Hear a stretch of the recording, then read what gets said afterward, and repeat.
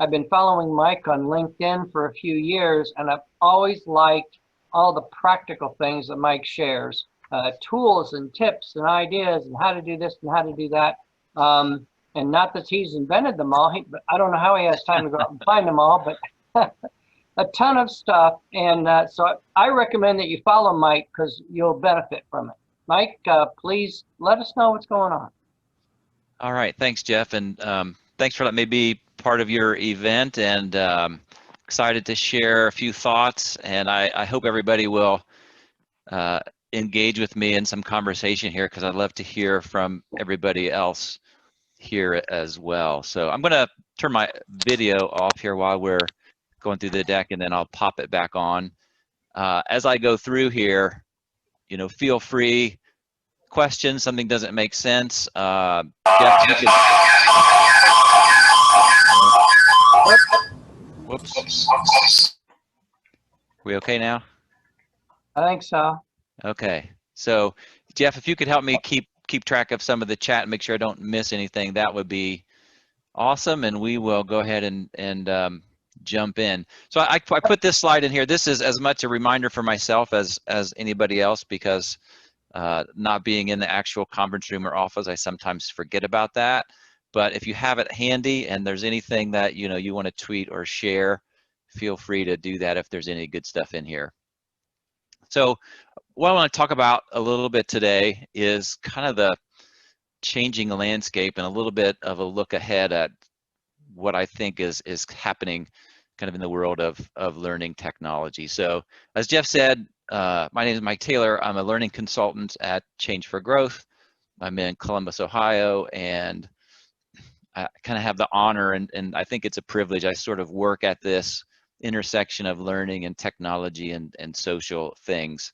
So it's really a cool thing to be able to get to go to work a lot of days instead of having to go to work. So everything I'm going to talk about, I'm going to give you at the end, I'm going to give you a place where you can get everything. So don't feel like you have to scribble down furiously and get all that stuff, because I'll just give it to you. If you want a copy of the slides or anything like that, you'll also have my contact information. Happy to share any of that and answer any questions or have any conversations that might come up. So since this is a look into the future, I've got to put this slide up here right up front, right? It's difficult to make predictions, especially about the future. So we're going to do our best, but we'll keep that in the back of our mind as we go here. So just quick question to kind of check in with everybody. When it comes to developments and learning technology and tools and all that sort of stuff, how well do you feel like you're keeping up? I'm just curious to see how you're feeling in general, if you would maybe enter your thoughts and reaction to that in the chat area. And if you feel like you're keeping up, I'm curious how you're doing that. I mean, what's your strategy to try to do your best to keep up? I know it feels like you could do it 24 hours a day, 7 days a week, and still not keep up with the fire hose. Yeah, definitely people feeling that sometimes they're on it and sometimes they're not, or they miss things, right? Yeah, that's natural. I feel the same way. Like sometimes you're a little more on top of it than others. Cool. All right. Think you're doing well, and then something happens and you feel less so. That's I think a common sentiment. And yeah, Doug, we're going to talk about that sort of disjointedness here a little bit, because I think you touched on a key point there about that, just disjointedness of things. And Elizabeth, I see all these demos, and kind of to Jeff's comment, I try so many new tools all the time. I come across one that I think is new, and I go to sign up for the demo, and it says that email address already exists, and so it's one I've already tried and forgotten about. And so when that happens, I think, oh, it must not have been very good, and I don't give it a second try. So definitely not alone when it comes to that. So cool. So a couple good places to start.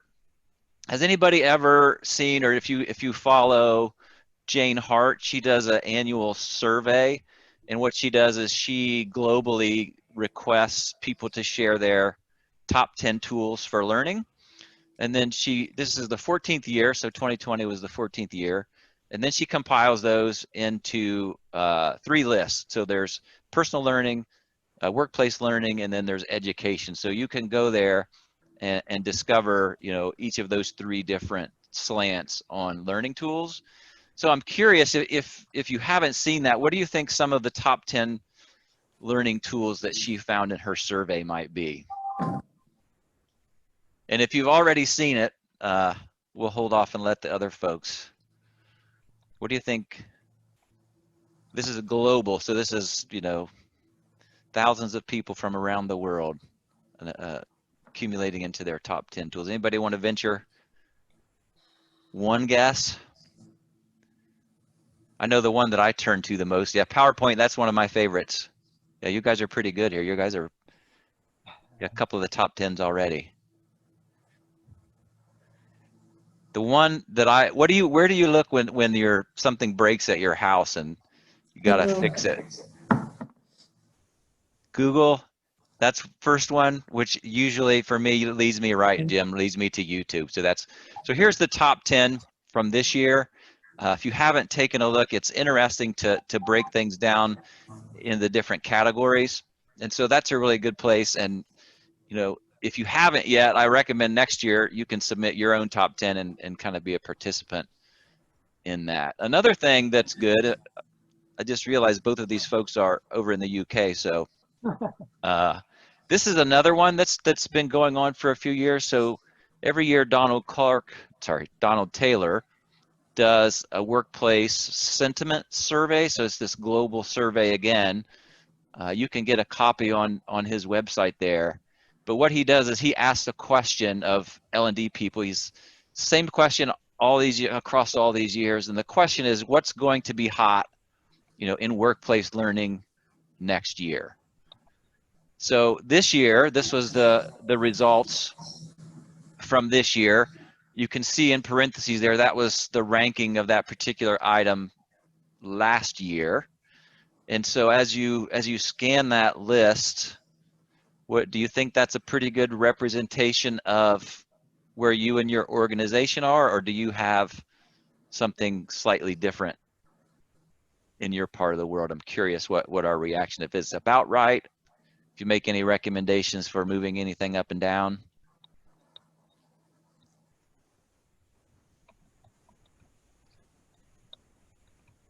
And I think we've got audio here, right? So if somebody wants to jump in and speak instead of type, that's good as well.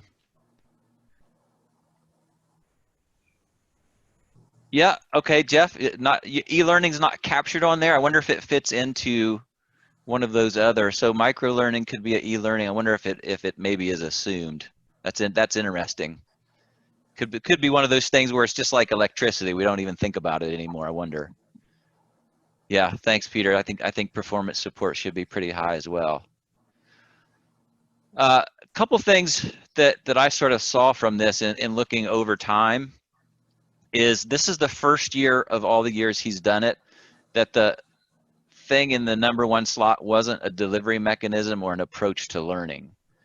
And so what that says is that there's this shift away from content creation and delivery towards, personalized things that are supported by data. And I see tons and tons of tools and options and things, and I think the pandemic may help us shift in that direction, where we're going to do things like, curation and facilitate conversations, maybe over spending a lot of time and effort and money on packaged content. So super, super interested to see if that trend continues, but Donald's data in this context of this survey seems to be pointing us in that direction a bit. So before we jump in to some of the other stuff, let's just sort of pause here for a minute and think about the current landscape, just technology in general. So if you think about it, we're to a point in the world where the world's largest taxi company doesn't own any cars. The world's largest accommodation provider doesn't own any property. And then the world's most popular media company doesn't create any content.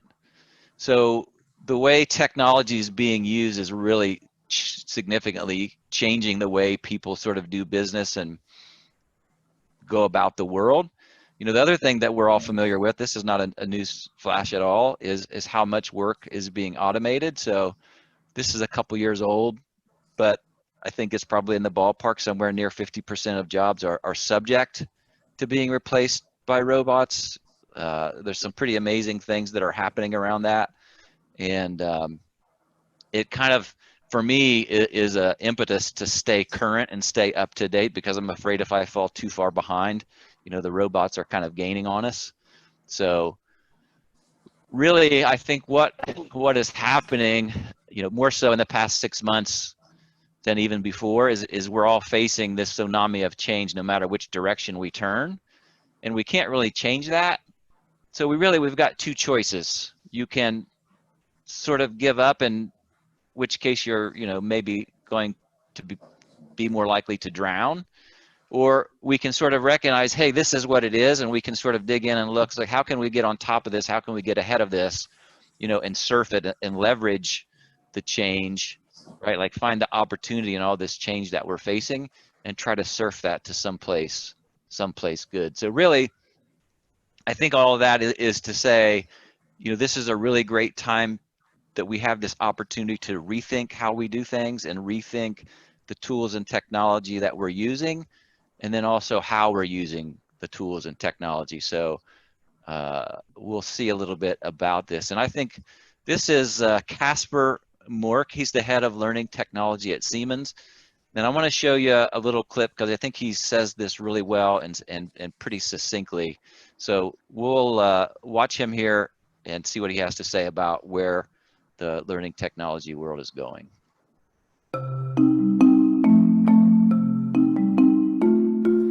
From my point of view, we are in a very interesting situation when it comes to learning technology. We're not sure where the market is going to go. We don't know if we'll have an LMS tomorrow. We don't know if it will be an LRS. We don't know which of the technologies or the vendors are going to be the next big thing. And it's quite paralyzing. I'm not the only one. When I said this the other day, we're really a lot of people who feel quite paralyzed in terms of what do we do when it comes to a strategy for learning technology, because the market really doesn't seem to be going in any one direction, but in very many directions. So we are monitoring in our company a lot of what's going on, and we're testing a lot, from micro learning, mobile learning, social learning, artificial intelligence, and all of these other technologies. We're really monitoring, but it's difficult to put all your eggs in one basket at this point. I think you're going to have to be a lot more focused on learner experience and how to design for learner experience. Technology is invading every sphere of business. So all business leaders will have to understand technology a little bit better. In Siemens, we're on a digitalization journey across all of our departments, and so that is definitely also something that we really feel in learning, in HR in general, that digitalization is shaping the future of who we are as a company and who we're going to become as employees. So can anybody else relate to that sort of sentiment, as we don't know where it's going? It's kind of going everywhere. A great point, Jeff. Thanks for that comment. Learning experience doesn't always have to be tech. I think that's an important point. Sometimes we get the shiny objects and we go for this technology stuff, and sometimes sort of forget about the people behind it. But yeah, I think that was sort of pre-COVID, but I think COVID has certainly not done anything to, well, I'll take that back. I think it's pushed us maybe in a direction of doing things differently. Not really sure what I think about, you know, as far as specific direction for technology. I think it's pushing us in the general direction towards more technology, but curious, you know, what you guys see or what you think, if you have anything to share. You know, obviously workplace collaboration and sharing is going to be one of those directions based on COVID. So yeah, Jeff, we'll have to put a pin in that about the digital divide. Maybe we can talk about that before we're done, because I think you might be onto something there. Any other observations or reactions to what he had to say there? Hopefully we had some nods, heads nodding up and down instead of side to side. So I think, kind of as a follow-up to that, I think there are 3 trends. 2 of them I think he kind of touched on. We've touched on a little bit. I think the first thing that he alluded to there is technology and tools are starting to become more specialized. Kind of in parallel or right along with that specialization is we're seeing a lot more things that are a lot easier to connect with each other. So a splintering of tools that can talk to each other. And then I think the last thing that's relatively new, the first 2 have been happening for I think this one might be the newest. I think there is this democratization of software and what you can do with it and how you can create software. So this idea of do-it-yourself things that we'll take a look at that I think is pretty exciting. Yeah, Jesse, you took the words right out of my mouth, so they're becoming much more democratized. So if we take a minute and we look at the specialized angle of this, I think ever since I've been in this field, and this is an illustration from the early 1900s, but I think there's been some underlying current ever since then that we've been sort of looking for this silver bullet, and we just want to put a bunch of information in and stick it in people's heads, and that's all it takes. But really, I'm sure everybody here knows, like, we're not really going to get to that. If you know of the magical rainbow fairy unicorn, let me know, because I would love to find out what it is. And a lot of people would too, and you'd probably be pretty rich. So really, the whole point of what works in your organization may not work in somebody else's organization. And you can't just say, hey, here's the tool that works, because not every environment is the same. And what's good in one place may be bad in another. So I think that is a good thing to keep in mind.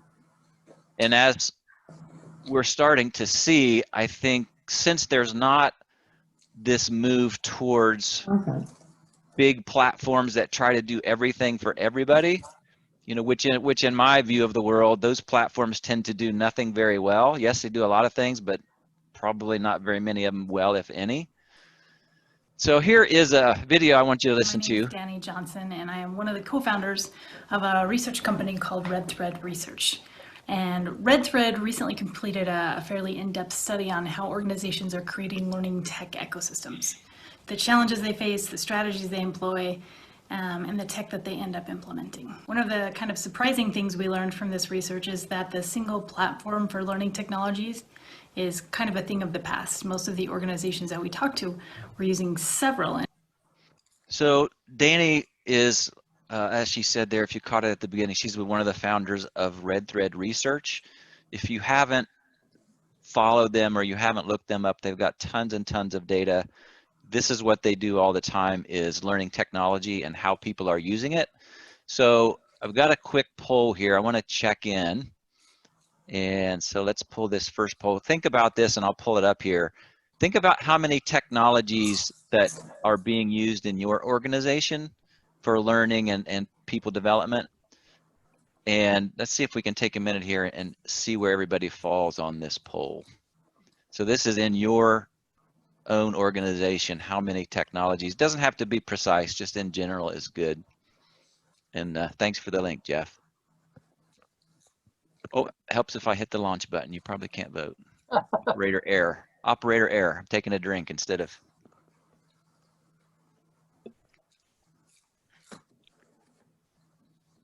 All right, this is where we need our Jeopardy music so we can see the votes rolling in.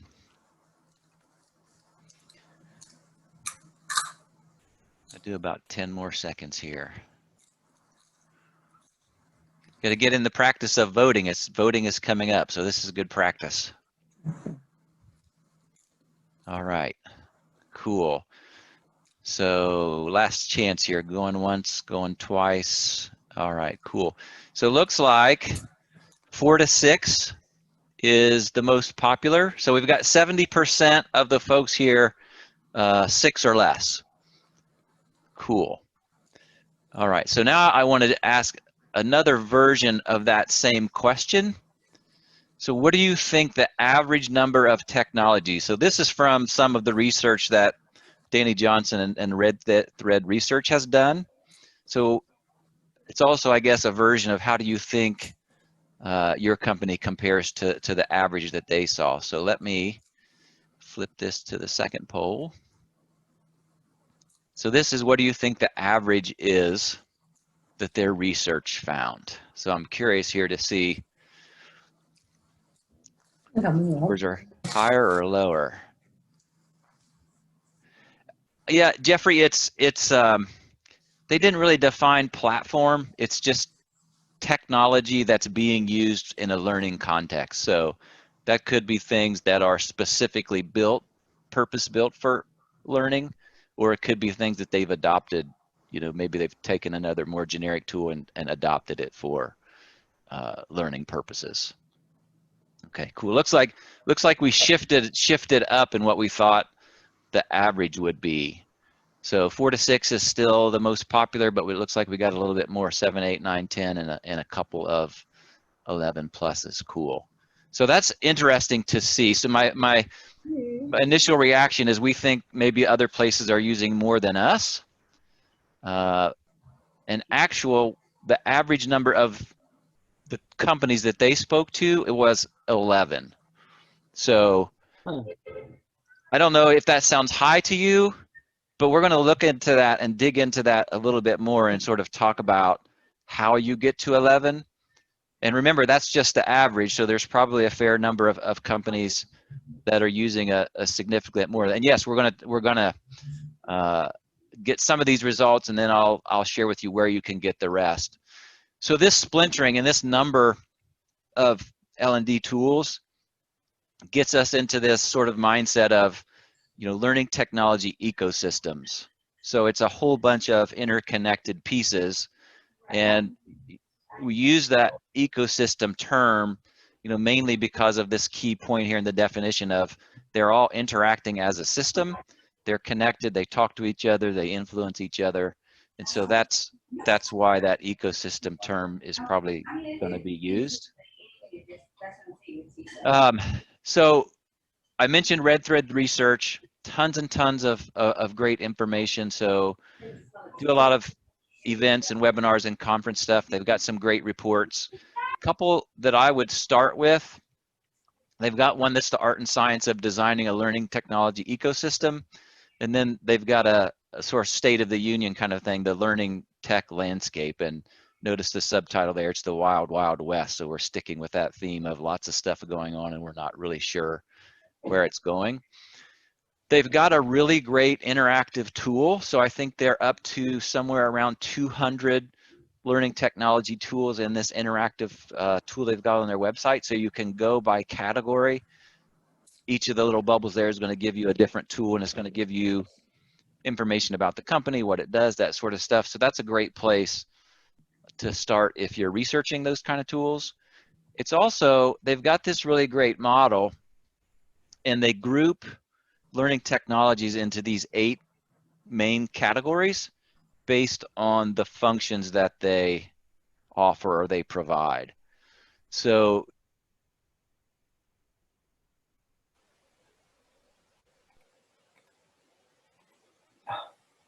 Shoot.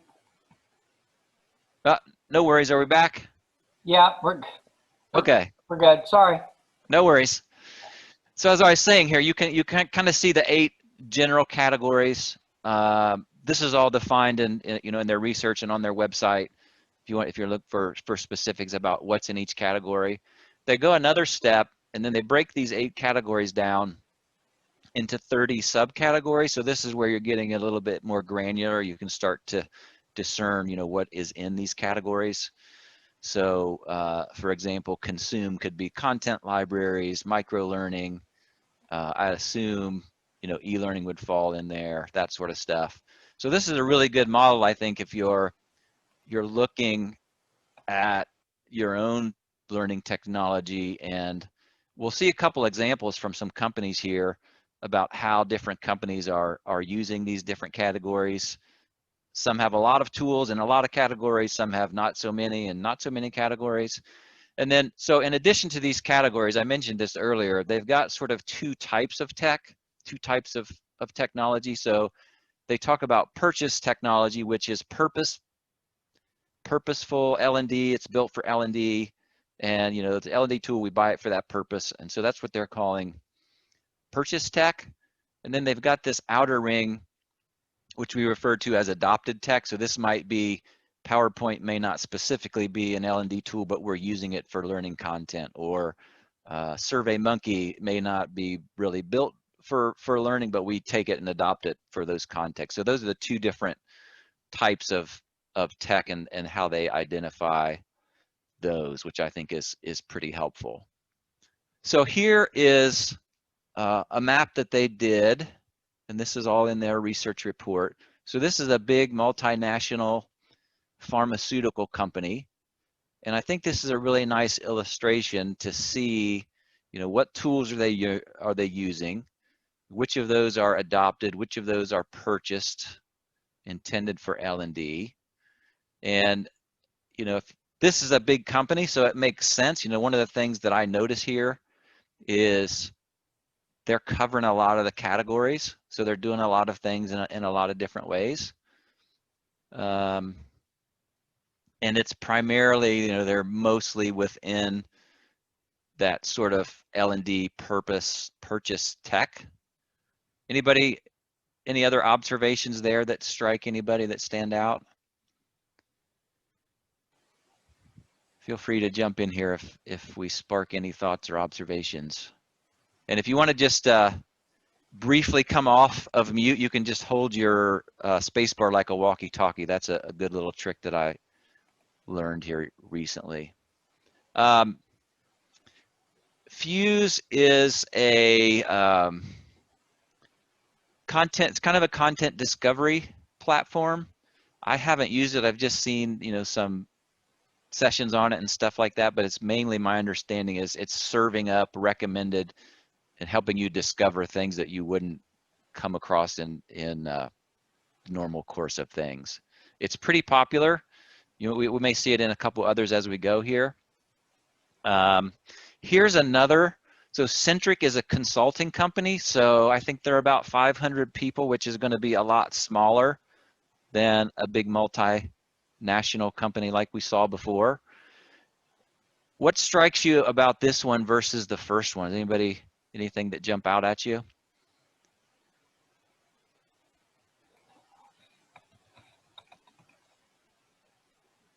The thing that jumps out to me, there's two things. Yeah, a lot more adopted tech. That's the thing that hit me first. So a lot of these tools are on that outer ring. So things like SurveyMonkey and SharePoint and Sway, Microsoft Stream, all of that stuff that's not necessarily L&D technology, but they're adopting it and using it for those purposes. And the second thing that struck me was, you know, they're not playing in as many categories. It could be a function of budget, it could be a function of size. With those two things, I think so. I think budget is definitely a factor, and I think the multi-purpose of it, right? So if PowerPoint can do sales presentations and learning, there's some, I think, repurposing there that I think there's definitely a budget factor involved. I can't speak to it specifically, but I have a theory that that's probably at least some degree in play. Now here's another one. So here's a national auto parts retailer. Now this one's we're sort of, as far as the number of tools here, we're sort of really slimming down a lot on this one. So they're using fewer technologies. We're starting to see here, it looks like for them, Axonify's got a huge place. That's serving, you know, 7 or 8 of those different functions in the subcategories. So some multitasking may be happening here. They've got several systems that are doing the role of multiple functions. Shopify, so we got 1 or 2 more examples here. Yeah, that could be more conservative, and I think that's absolutely a factor too. That's a good point, Juliet. You know, I think fewer tools and that whole conservative thought makes me think of, right, like if you're more conservative, you may stick with sort of tried and proven. You may not be as quick to jump to new things and adopt things from other fields. Sort of the old saying of, you know, nobody gets fired buying IBM, nobody gets fired buying Articulate 360, something like that maybe is the new equivalent of that. So again, the mix here is interesting. So purchased versus adopted for Shopify.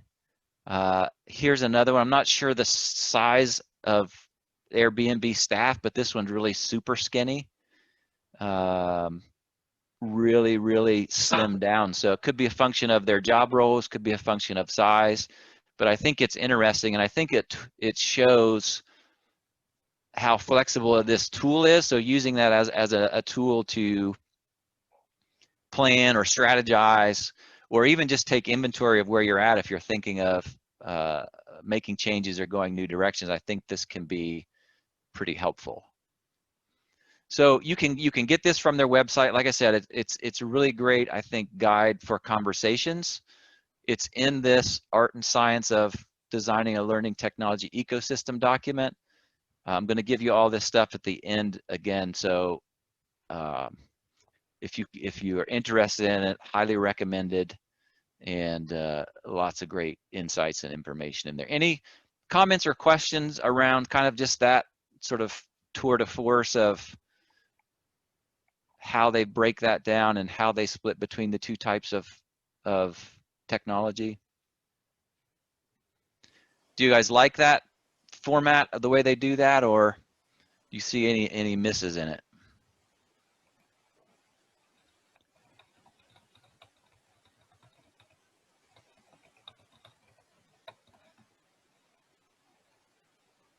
Yeah, post-nap lunchtime, post-lunch nap maybe here. That's okay, thanks. Cool, so I think it's really good, and it's a good illustration about, you know, as we saw in the video up front, right? Like we just don't have these big platforms that are trying to do everything, and things are becoming more specialized, which leads us to, I think, the second piece, which goes hand in hand with that specialization, and it's this idea of connectedness. So these tools are great by themselves, but if we can pass data and we can pass things and and connect them together, I think, you know, it's not very controversial to say that all of these tools working together are going to be a lot better than they would as a standalone. And I think we're seeing this in a lot of places. So we're in a Zoom meeting today, and you see these in a lot of different platforms and tools. You have this idea of marketplaces. So I can connect Zoom with email marketing tools and file sharing tools and event scheduling tools and project management tools. And, you know, this idea of connected apps, particularly in the context of marketplace, or a marketplace, is you're starting to see that everywhere. We're seeing it definitely, and it's been there for quite some time in the Microsoft world. So, you know, if you go out and search, we have all kinds of apps and connections for Microsoft. So whether it's SharePoint, servers, you know, whatever the case might be, there's tons and tons and tons of things that we can pull from in that Microsoft ecosystem, even down to Word, PowerPoint, Outlook. You know, we can extend those and expand those things and plug in. There's a couple different plugins I use for PowerPoint a lot, and, you know, it's just illustrating that idea of connectedness. And so I can add powers to things that I've already got there and pass data and do stuff. So this is Power Automate. Is anybody doing anything with Power Automate? If you're an Office 365 organization, they recently changed the name. Microsoft has this bad habit of doing stuff like that. So it used to be called Microsoft Flow. So this is, I think, a really great illustration, and I'll give you an example of another similar tool here in a minute. But what this gives you the opportunity to do is I call these recipes. And so there, you can see a couple examples here, but what it does, it lets me connect, you know, information from an email, automatically save the attachment to a SharePoint, or get a form submission and create a calendar entry. And so we can make these recipes that are really the prime example of working smarter and not harder. Yeah, those are all great examples. Pipedrive, Outfunnel, MailChimp connections. I'm a huge fan of MailChimp for learning campaigns. So that's the concept of taking data, taking information from one place, shipping it to another, and having these actions sort of be pre-programmed. You can see there's the second example there, request manager approval for leave requests, and that looks like it's connecting, you know, SharePoint with Office with Outlook, and it's got this whole chain that's automated as opposed to the manual work that you'd otherwise have to do for that.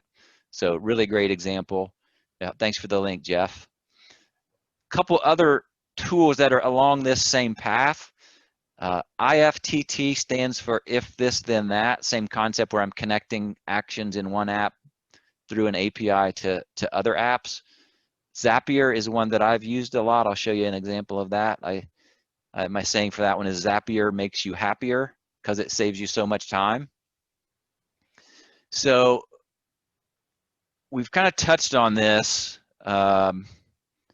I can't remember if anybody said they had used that or not, maybe one or two people. I'm curious if anybody's used it, how you've used it, if you have any examples, maybe. If not, I'll give you, I think, a pretty good one. All right, going once. Yeah, Zapier with your CRM, perfect. But what was your source to take it into your CRM, if you don't mind, Peter? Was it any particular app or was it multiple?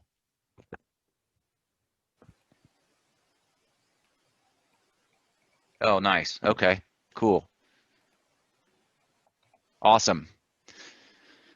Yeah, so you can see a couple folks there have some great examples using that. Let me give you one that's really a learning context. So I mentioned Zapier. This is, you know, typical of a lot of these apps. It's kind of a freemium where you get so many for free, and then when you want to do more than that, you kind of start getting into paid options. But really, it lets you build your own integrations without needing to code anything. And really, you could create an account if you've got something in mind. You can literally create these in a couple of minutes and start to save significant amount of time. So there's over 2,000 apps that work in Zapier. Tons and tons of categories: marketing, productivity, CRM. There's probably something in there for just about everyone. And I use this for a project a couple years ago. I use it all the time, but this example was from a couple years ago.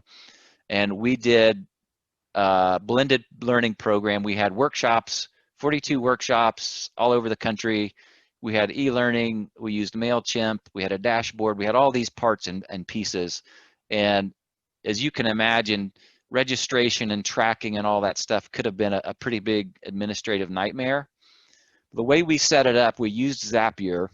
All the registrations came in through a SurveyMonkey form. And then we connected these other apps. So one way that we did was we took name, email, and workshop date, and we shipped it over to MailChimp. So as soon as they registered, they were automatically enrolled in a drip email campaign that was keyed off of their workshop date. And so those people, we didn't have to touch it. It sort of was self-running. So that was the first place that we sent it. The second place, we used GoToWebinar for some follow-up coaching sessions. At the time, GoToWebinar had no bulk import feature.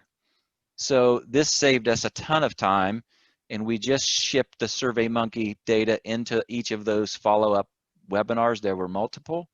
So that was another piece that was automated, again, tied to their workshop date, so we got them with the right cohort. And then a couple different times we captured initial registration plus some performance numbers. and we sent that all from SurveyMonkey into Google Sheets, and we built a dashboard there. So that's one good example. You guys could probably, if we sat here and brainstorm, you could probably think of, you know, bunches and bunches of others. But if you haven't taken that perspective or taken a look at that type of a tool, something really good that I'd recommend that can save you a bunch of time. Any questions about this hold of sort of these tools that are connecting via APIs with other tools? Any ideas for potential uses for that? Curious if anybody sparked any thoughts around, hey, I might try it for this or that. You know, I would recommend anything that's manual between apps. You know, this is probably a pretty good candidate to look into. All right, cool. Jeff, I think I've put everybody to sleep here. We're good thing we're on mute. We might hear him snoring. The last one here is one I think is relatively new. And this idea of being able to customize this and create your own apps, kind of along the lines of what we saw with Zapier and things like that. But really, it's really becoming democratized, to use the phrase from earlier in the session. You know, you don't have to be an engineer or an expert coder to create useful things and to create apps. So really, it's becoming where almost anyone can do it. And this idea, if you search no code, you'll find tons and tons of options and resources and how-to stuff out there. There's lots and lots of options, and the parallel that I saw that I really liked, I think it is a good one, is how smartphones, now we have citizen journalists everywhere to capture all this stuff. No code has done that similar sort of thing for software creation. So it really has democratized that whole concept of what it takes to build things. Today, the world runs on code. Every text you send, every website you visit, every screen you swipe, it's all driven by code. Code that only a fraction of the world can even understand. And that's a problem. Imagine if only 1 out of every 400 people knew how to write. Think how many world-changing ideas would have never seen the light of day. We'd be stuck in the dark ages. And when it comes to software development, we kind of are. So what if, instead of writing hundreds of lines of code to add new features to your website, you could just design them directly on your website? What if you could create the next world-changing product without writing a single line of code? That's the future for creators, and it's about to change everything. It's time to unleash the power of software development to everyone by making it visual, so anyone can harness the power of code to build a website, an app, or an entire business without actually writing it. At Webflow, we're doing exactly that. We're empowering creators to design, build, and launch amazing things. No code required. Welcome to the future of software development. Welcome to the age of no code. So I think that's pretty energizing to me when I think about the possibilities. So that was a video from a company called Webflow. There's this really big and getting bigger every day number of options that do similar things. And you know, one of the most encouraging things I think is it's not just startups and you know little small companies that are using this concept of no code. So you can see some of the logos on the screen there, you know, Microsoft and SAP and LinkedIn and IBM. You know, big companies are using this concept, so it sort of gives a little credibility to the fact that hey, this is a valuable direction. And 9 out of 10 people using these no code platforms are saying that they're essential to business success. So if you think about it, if you've ever been involved in a custom development project, you know, what that life cycle looks like and the time it takes and the testing, and, you know, a lot of this smooths out a lot of those bumps and speeds up development a lot. So I'm not really surprised by this, but it's a pretty encouraging number that this no code idea is working, and it's essential in a lot of places. Now here's one of my favorites. So this is a really simple example, but you can do some pretty powerful things. Has anybody heard of this?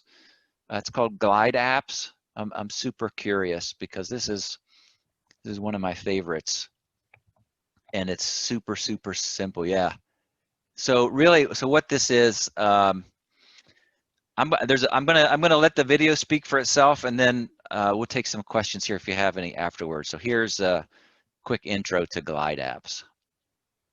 Glide makes it easy and fun for anyone to build a beautiful, useful mobile app from a Google Sheet without writing any code. The apps are powered by the data in your spreadsheet. They're simple to customize and can be shared with a link. You can use Glide for school, work, or your hobbies. Best of all, Glide is easy and fun to use and takes minutes to learn. Let's check it out. I have a Google Sheet which helps me track inventory at my store. In Glide, I click New App, pick the sheet, and Glide automatically generates a default app as a starting point. Now I can customize it. I can add components and connect them to the columns in my Google Sheet. I can tweak the layout, add photos, change the theme, accent color, and add my own icon. And I can even enable chat and comments in my app.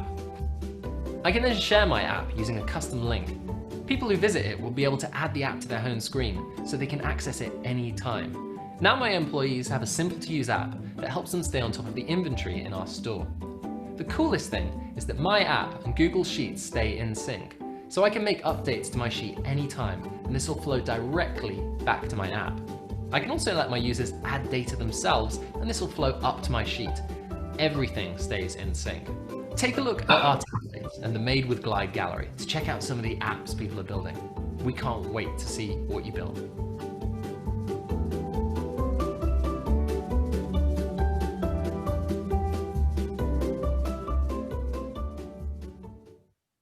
So great question, Elizabeth. I've seen this app used in a ton of different ways.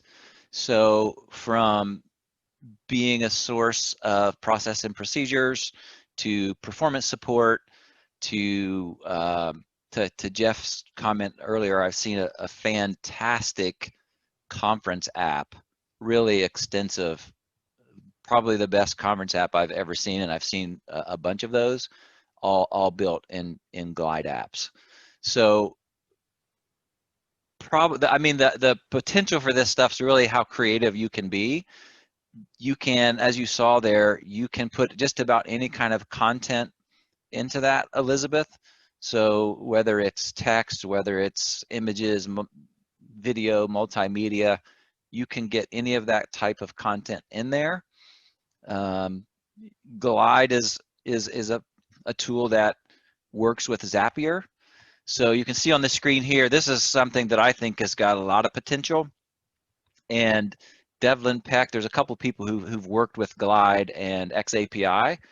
So he's got a tutorial about how to do this without ever writing any XAPI statements, without writing any code. So it's super interesting if you want to check that out. It's really good. But he has, in his tutorial, he shows how you can take actions that happen in Glide, use Zapier, and via XAPI statements at which you don't have to code, by the way, send that data to an LRS. So Watershed is one that's compatible with Zapier. And then, that data from there, you can use that to trigger other things, right? So that could maybe launch, maybe the completion in Glide triggers a MailChimp campaign as follow-up, or, you can connect all these things and chain them together like this. Yeah, so there's some specific things and get them connected, Jeff. But to build the app itself, you know, if you've got something in mind, you could build one, you know, in an hour easily, a simple one. I've seen people use it for personal portfolios. I've seen people use it as company apps and what they can do and news and updates and that sort of stuff. So that all to me could easily be fit into a micro learning or any kind of learning context for that matter. Can you access a doc in SharePoint and have that recorded in an LRS? Jesse, I'm sure that you could if access was there. I'm not enough of an expert of how XAPI and the potential specifically here. So if we had the conversation with the right person, I'm pretty confident that we could do that. So I just wanted to share that as an example that, you know, you don't have to be a code expert, that there are people out there sharing how to do this stuff and people are doing it now. I saw one guy who had built a sort of a traditional e-learning course, and he was feeding the content into the course dynamically from a Google Sheet, so that if something updated, they updated the Google Sheet and the course automatically updated. So super creative, efficient, effective stuff that's being done now with this type of concept in mind. So if you're curious about the no code thing, lots of great resources here. This website, 100 Days of No Code. You can sign up. You get on an email. They give you, I think it's a daily update and information. I think when you sign up, you also get some free credits with things like Airtable and some of the tools. So it's nice just to get some of those freebies when you sign up for that. I've been trying to keep up with that as good as I can. And so here's Danny Johnson here. I think this is kind of, as we come here towards the end, really the whole point of all of this is, you know, Danny's found this and she's had a lot of conversations, and I think this is a really good direction to go, that smart companies are really thinking about what they're trying to do instead of the technology that they're going to use, because in today's environment, right, we can increasingly craft that and shape the technology to get to what we want to actually do. And so the do part is really the most important thing, and the technology we can steer and point in the right direction a lot more readily than we ever could before. So I think that's super exciting. I think it's a great direction for all of us as an industry. And that's the point here. Like, the key point is the technology is not the goal. It's just a tool to get to what we want to do. It's an enabler. So like Danny's telling us, we're going to focus on what we want to actually do. And then the other thing that I think is super important as well, like if you don't have the right culture and the right people, it doesn't really matter what technology you're using. So that culture can eat the technology for lunch just about any day if it's not going in a good direction. So don't forget about the people.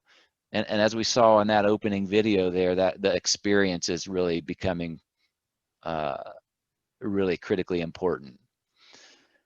So if you're looking for some sources to sort of keep up as new tools and technology come out, here are some of the places that I follow. And you know, these are some of the sources when I sign up for the tool for the second time that I forgot I tried it once before. Those are a couple of good ones. I do a newsletter. You can get it either every day or once a week, where as I find tools and stuff, I'm sharing those out. So those are a couple of good sources. People-wise, if you want to follow some people that are pretty knowledgeable, obviously I've talked about Danny a couple times here. Anything from Red Thread Research. If you're not familiar with Nick Floro, he does a lot of things with tools and technology. He's more of a practitioner, so he's using these tools for projects like the rest of us would.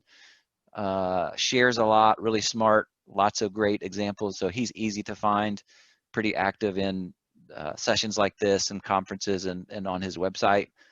And then Robin, from just a purely tools perspective, kicking the tires on things that are new and fresh, Robin Good shares tons of tools on his site as well. So I told you I was going to give you a place to get everything. Give them my contact information, the Red Thread research reports, Jane Hart, Donald Taylor's reports, everything is here. You also have my contact information, so when you drop your email address in here, you'll get this right back. And if you have a question or a comment, just hit reply. That'll come to me. So happy to take any questions if you want to have any kind of conversation here. Would love to hear your thoughts around this, and if it prompted any ideas or, I don't know, maybe help us stave off the robot invasion that's coming, or anything like that, I'd love to hear from you. So if it's all right, Jeff, maybe folks could come off of mute if they want to talk. Yes, they have permission to take themselves off of mute. In the lower left corner, if you click your microphone, you should come off mute.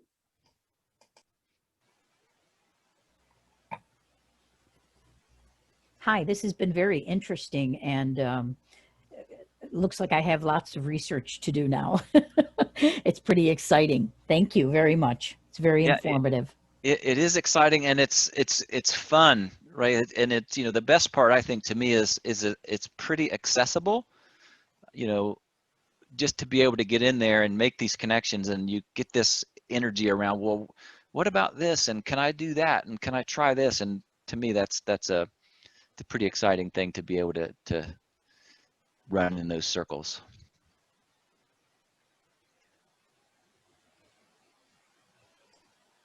Anybody? Yeah, go ahead. Sorry. Hi, I do have a quick question. I'm exploring adaptive learning platforms. Would any of the sites that you recommended be a good place to start? Gosh, you know, adaptive learning, depending on your angle. So I haven't done a ton of that. You know, one thing that I have used can be a sort of a form of adaptive learning. So I mentioned MailChimp earlier. So you can build campaigns in MailChimp where you can almost diagram it out as a flow chart. So if you send the first email, you can prompt them for an action, or it could be an inaction if they don't do anything. But you can send different content to them as follow-up based on what happens in that first initial message. Okay. So it could be a question with, you know, 2 or 3 different buttons, and then that generates a different set of content based on what they click.